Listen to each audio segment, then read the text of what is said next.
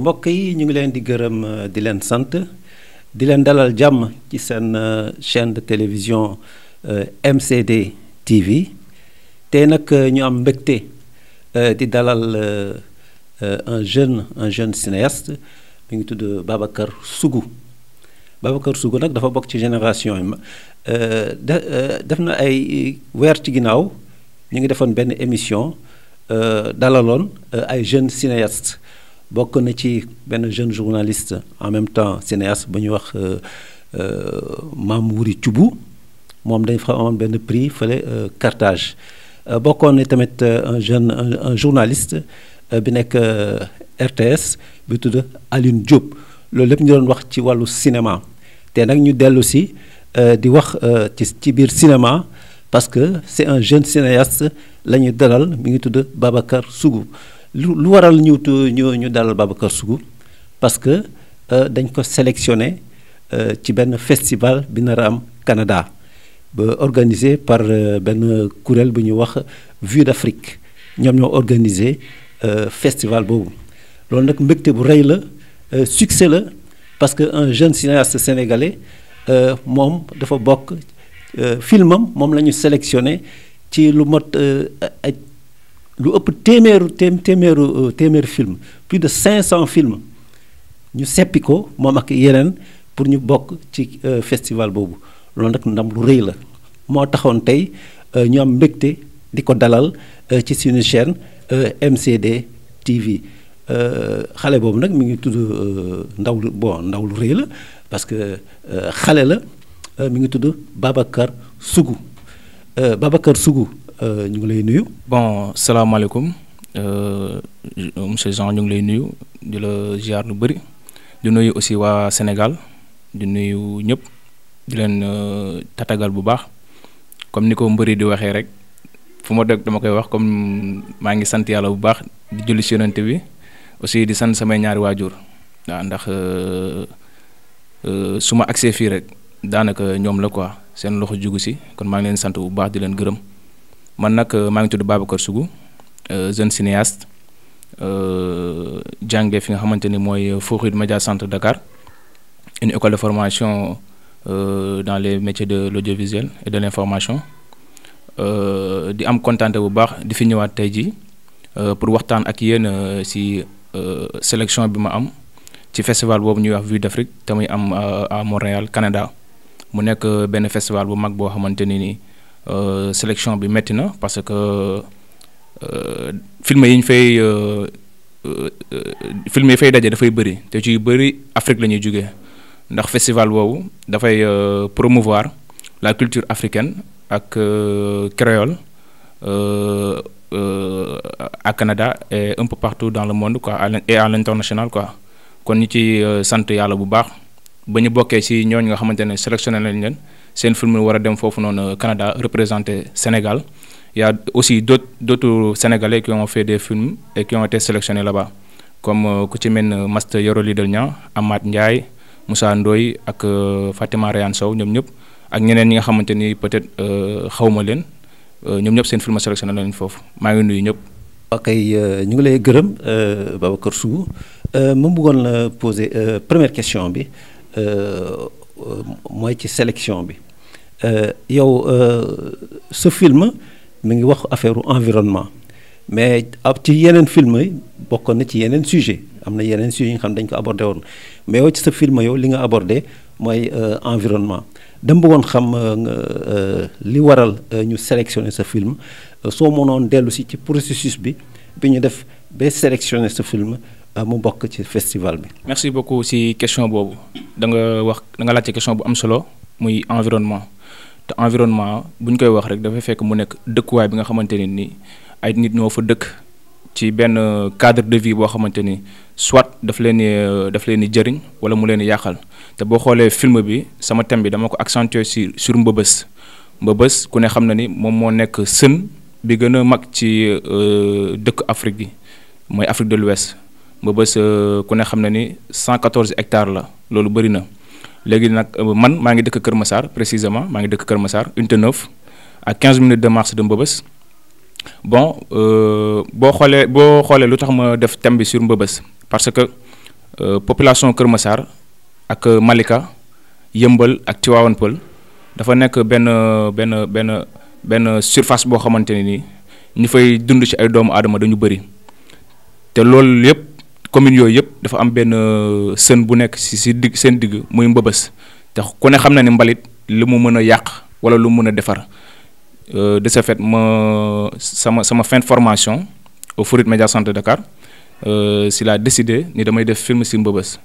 pour dénoncer un peu la malgérance du sud ak jafe-jafe yi nga xamante ne ni nit ñi ngi koy dund foofu ci wàllu pollution ci wàllu environnement ci wàllu maladie feebar yi fay am ci lépp li nga xamante ni rek dafay gàllankoor dundinu doomu aadama ci dëkkuwaayam moo tax ma jël thème boobu noonu pour wax ci Mbëbës te boo xoolee aussi tamit je pense que film bi am na benn portée boo xamante ne ni benn portée nationale et internationale parce que film bu ñu ko xasee ba def rek bu demee bañ koy sélectionné ci yeneen i dëkk kon am na njariñ bu mu am jàpp naa ne am na njariñ bu mu am ba tax ñu koy sélectionné waaw ndax nekkul sa première sélection déjà am naa 3 sélections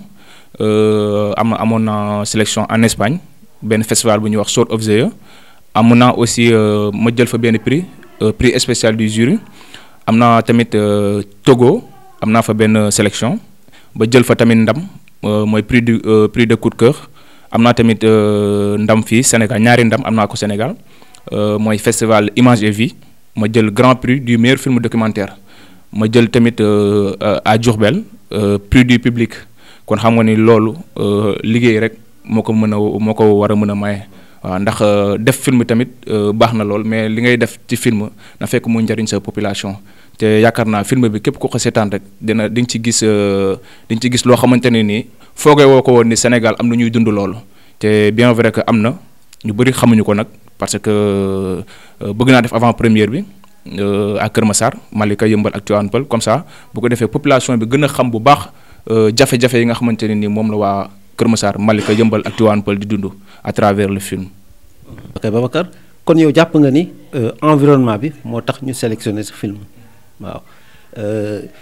ñoom lan nga xalaat ne lañ ci séentu ak yow gis naa dégg naa sànq ngay wax naan bon da ngay dénoncer gestion bi ci wàllu environnement bi foofu daal voilà kon yow foog nga ni li tax ñu sélectionné ce film bokk na ci le fait ngay def une promotion pour l'environnement. waaw loolu dëgg la bokk na ci parce que boo xoolee film bi angle de traitement bi dama ko lii ak sama personne quoi parce que man bi ma nekkee xale aussi dama daan dem Mbëbës di fa wut ay ñamu tubaab parce que loolu ku nekk xale rek yaakaar naa jaar nga ci mu nekkoon loo xamante ne maa ngi ko doon def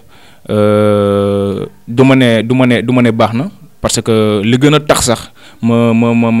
yokk def film bi mooy xale yi nga xamante ne ñu ngi continuer ba léegi di dem Mbëbës ay xale yu ndaw xale yoo xamante ne ni heure bii nii daf leen waroon fekk ñu dem di jàngi ci école yi wala ñu dem defi leneen mais foofu noonu moo nekkul seen place Mbëbës nekkul place su xale ak aussi conditions yi nga xamante ni parce que cinéma engagement la parce que man bu ma demee bay def film ci Mbëbës dafa am lu ma warloo ak sama askan muy Kër Massar Yëmbal Malika Tivaouane Peulh dafa am lu ma warloo parce que fa laay dëkk léegi nag cinéma bi nga xamante ne cinéma moyen de communication la quoi soit da nga koy def positivement wala négativement da nga koy def aussi à la portée de la population voilà luy jariñ population bi ndax tey jii su ma demee bay wax ci environnement ma dem au niveau de UCG demander foofu na autorisation de tournage ci Mbëbës ñu bañal ma ko damay jàpp ni am na lu ñuy nëbb moo tax nangu luñ ma ko alors là ma jël risque yëpp j'ai pris tous les risques pour faire le film ndax dama ne damay dénoncer parce que cinéma tamit quoi qu'on puisse dire moyen de dénoncement la quoi wax li nga xamante ne ni moo la naqari ci sa askan loo xamante ni nit ñi ñu ngi koy dund neexu la nga taxaw wax jóge teg ci sa loxo ne lii kat war na mën a deñ war nañ ci trouver ay solution te ku gis Mbëbës xool problème bu muy teg doomu aadama yi parce que fa laa dëkk xam naa conséquences yi fa nekk kon loolu état bi ci boppam war na ci mën a taxaw jël ci ay mesures yoo xamante ne ni soit site bi dañ koy gën a organiser defar ci ay centre de tri et de décès yoo xamante ni ñoom ñooy traité mbalit mi bañ aussi mbalit mi di tàkk di dem ci population bi ndax loolu ku la xam ne ni dafay indi ay feebar ay feebar yu bëree bëri ndax boo demee lu ci mel ni poste de santé Kër Massar boo fa demee da nga fay à chaque jour boo fa demee da nga fay fekk ay nit ñu bëri ñoo xamante ne ni ay dañuy am ay maladies pulmonaires ay irritation oculaire yu ci bëri ay feebar yu bëree bëri da ngay gis ñu koy am na sama benn xarit dafa dem hôpital di faju ñu laaj ko ba xam da ngay tux mu ne noo tuxul te loolu lépp gis nga mbëbës bi moo koy waral parce que saxaar si muy noyyi moo tax kon war nañ taxaw def seetlu bu baax xool nu ñuy gérer mbëbës bu ko defee population bi war a mën a nekk si jàmm bu baax a baax. foofu damay yenn saa yi problème sécurité. waaw du fa ñàkk Malika Montagne boo fa taxawee guddi sañoo fa taxaw yor sa portable wala nga yor sac parce que tamit mbëbës ni mu toll moo tax.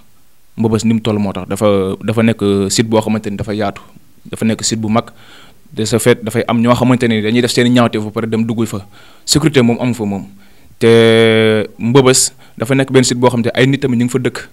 boo taxawee nii ci mbalit bi da ngay gis kër yi nii dëkkuwaay yi nga gis xale yi ni ñuy def ci mbalit bi xam nga loolu dafa nekk loo xamante ni neexul ci xol nit du ko gis tey jii ñoom gouvernement bi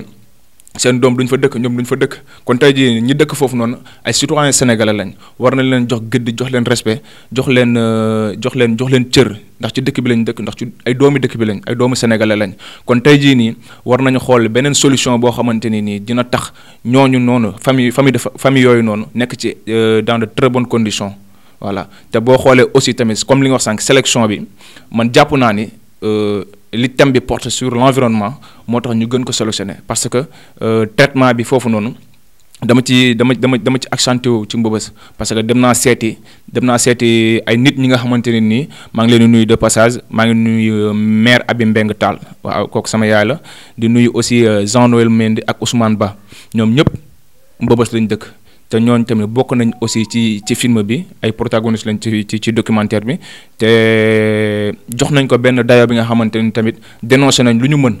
ci film bi. bu dugg ci question bi. les jeunes cinéastes soo xoolee def na ay ñaar wala ñetti at ci ginnaaw dañu remarqué ne jeunesse sénégalaise les jeunes cinéastes sénégalais ci nga bokk ñu ngi def ay jéego yu mag ba tax na ñu ngi am ay prix un peu partout. am na ñu ci am prix fële festival de Cannes am na ñu ci am prix ni ñu koy waxee fële Carthage sans benn naataango mi ngi tudd Mamouri Thioub fële amee prix am na ñi nga xam ne tamit am nañu prix fii FESPACO waaw yow noo gisee ñaxlaf boobu jeunesse sénégalaise jeune cinéaste yi dañ ko wone. waaw bon loolu aussi liggéey moo koy may ndax tamit cinéma. dafa nekk milieu boo xamante ne affaire de xale ak mag la ndax àdduna lépp loo gis rek day am ñu ci nekk am ñu ñëw fekk ci leen ci da tey jii damay am mbégte lool su ma gisee ay jeunes yu dugg ci cinéma am ci passion déjà parce que boo ci amul passion doo dem cinéma passion la il faut nga am passion bi am ay sacrifice tamit dafa am ay sacrifice moo tax jeunes yi dama leen di gën a encourager ñu def cinéma parce que li ma wax sànq rek cinéma engagement en plus tamit di def ay documentaire parce que documentaire comme li ñuy wax rek un pays comme on le dit souvent un pays sans documentaire c'est comme une famille sans photo ndax documentaire dafay wane lu bëri ci li nga xamante ni ci la sa askan di dund dafa nekk loo xamante ni dafay wane loo xamante ni nit ñi ñu ngi koy dund en réalité voilà bokkul ak fiction nga xamante ni da ngay bind benn histoire def découpage soo paree nga passer au tournage quoi bokkul la mais documentaire dafa nekk doo xam dafa am solo nit ñi dañuy gën su ma sañoon nit ñi comme cinéastes yi surtout jeunes yi di gën a accentué wu ci documentaire pour wane li nga xamante ne ni moom la seen population di dund. ma ñëwaat aussi ci jeunes yi nga xamante ne ni jeunes cinéastes yi nga xamante ni ñu ngi leen solo.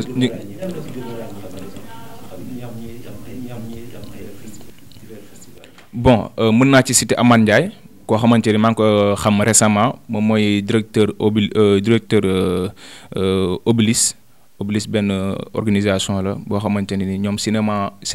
ëllëg moo leen ñor mi ngi dëkk Thiès maa ngi ko xam récemment ci yeneen activité bon xam naa tamit aussi ku ñuy wax Moussa Ndoye moom tamit ci kii bi laa ko xamee ci sélection bi bu Montréal bi ak Yoro Lidl Niang moom jeune la mais master la quoi waaw jeune la mais masse la ak ñeneen ku ci mel ni Angel Diama bu nga wax ak Fatima Rayane Sow moom tamit filmam dañ ko sélectionné Vue d'Afrique waaw boo xoolee sélection yi nga xamante ne Sénégal am na ko ak ñi nga xamante ne dañ leen représenté foofu noonu ci Canada ñu ci bëri ay jeunes lañ bu soit ñooy bokk même âge wala la ñuy magantee bëriwul kon loolu déjà ndam la te ñu ngi fas yéene jóge fii incha allah bu ko yàlla dogalee dem représenté Sénégal fi nga xamante ne mooy Canada kon ñu ngi koy sant yàlla aussi di wax jeunes yi aussi ñu gën a jàpp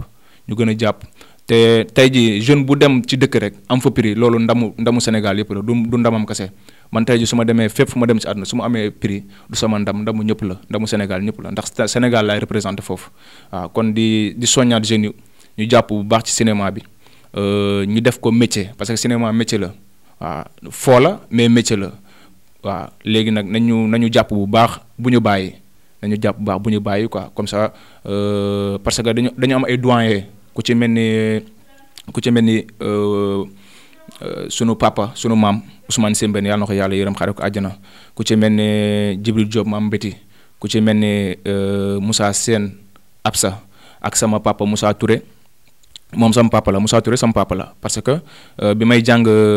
Fruit Media Centre moom formé en cinéma sama papa la sama xarit la waaw sama Moussa Touré sama papa la sama xarit la dama koy wax fu ne laa koy wax parce que tamit waaw kóllëre waaw dund nañ loo xamante ne nii lu bëri maa ngi moom dund nañ lu bëri mu jàppale ma soutenir ma man aussi mu def ma papa ma def ko doom loolu réussir la moom xam na man xam naa waaw moom xam na man xam naa maa ngi koy sant bu baax di ko gërëm di ko nuyu aussi. Dernière question bi man jàpp naa ne yéen ci seen wàllu bopp vous êtes des lions de la teranga quoi mais des lions de la teranga non ci wàllu football mais ci wàllu cinéma voilà dernière question bi mi ngi porté justement ci sa formation bi Forut nag gis naa ne mi ngi formé ay macha allah ay nit ñu am valeur gis naa ne am na ñu nekk RTS ñu nekk ITV ñu nekk un peu partout dans les maisons de presse rawatina ñiy def ci cinéma bi quoi yow da bëgg nga dellu ci sa parcours au niveau du Forut ak noo gisee réussite jeunes yi jógee Forut. waaw bon pour formation Forut comme ni ñu ko waxee rek parce que Forut bi ma fiy ñëw boobu dama arrêté suma jàng ma ñëw inscrire Forut parce que bi may inscrire Forut tamit boobu infographie laa bëggoon def. parce que amoon naa amour bi amoon naa passion bi te amoon naa ci la main quoi pour def infographie ku ne xam na ne fii Sénégal Forut moo njëkk a nekk école de formation ci wàllum audiovisuel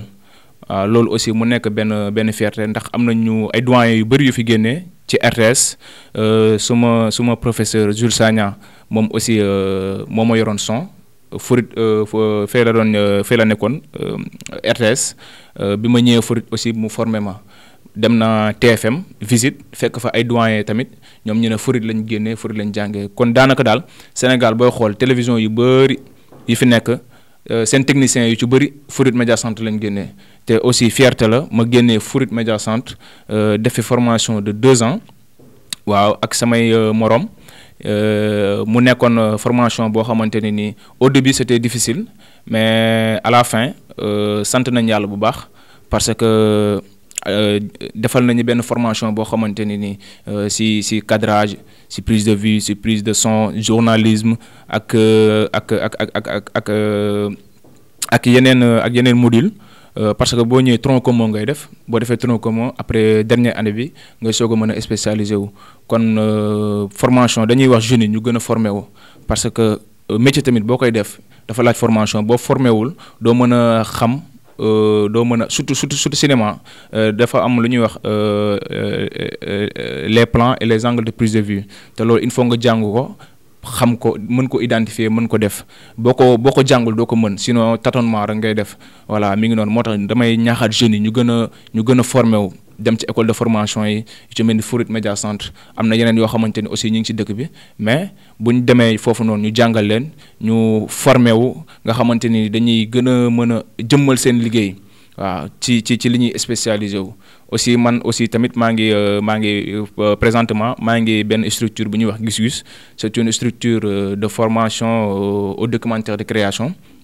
fa laa nekk comme chargé de la production comme chargé de la production en même temps encadreur ay jeunes yoo xam ne jeunes filles yoo xamante ne nii ñoom ñi ngi jàng cinéma di jàng aussi les métiers de l'audiovisuel bon mu nekk loo xamante ni aussi tamit fierté la nga jugee ci bërëb jàng après dem ci beneen structure di ñu jox la fa benn ndomba tànk boo xamante ni di nga ko mën a jëmbal mu nekk expérience boo xamante ni neex na ma trop parce que ci ngay mën a gën a gisee leneen kon dañuy wax jeunes yi encore une fois ngeen formé wu bi ma ñëwee aussi fekk naa fi ay jeunes ci salle bi ça m'a rendu fier parce que fi laa jugee ñëwaat naa fi mais la moom fi indi liggéey bu ma jot a def mu dem ñu sélectionné ko au Canada moo tax ma ñëw fii xam nga di wax ak Forut Media Centre di nuyu aussi le directeur Gilbert Diatta moom aussi